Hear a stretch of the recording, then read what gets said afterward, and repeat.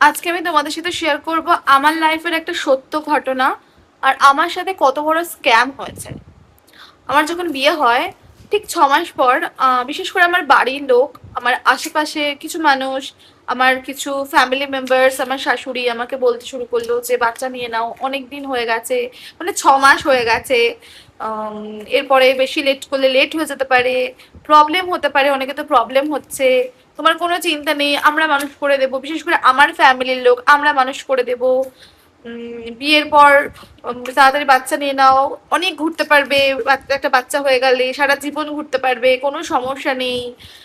তো ঠিক আছে, আমার বিয়ে 2 বছরের মধ্যে আমার বেবি হলো। এই যে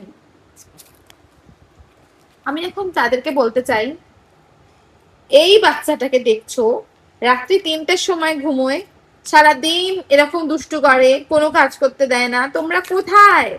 কোথায় তোমরা? কে মানুষ করছো? আজকে আমি আমার বাচ্চাকে নিয়ে একা রয়েছি। হ্যাঁ, যারা এখনো বেবি প্ল্যানিং করোনি, এইসব কথা শুনে বেবি প্ল্যানিং করছো, এর থেকে বড় স্ক্যাম কিন্তু আর দুনিয়াতে কিচ্ছু নেই, কিচ্ছু না। প্রচুর তোমরা, প্রচুর জায়গা ঘুরতে পারবে। একটা বাচ্চা হয়ে যাওয়ার পর তোমরা প্রচুর ঘুরতে যেতে পারবে। কোথায় জানো?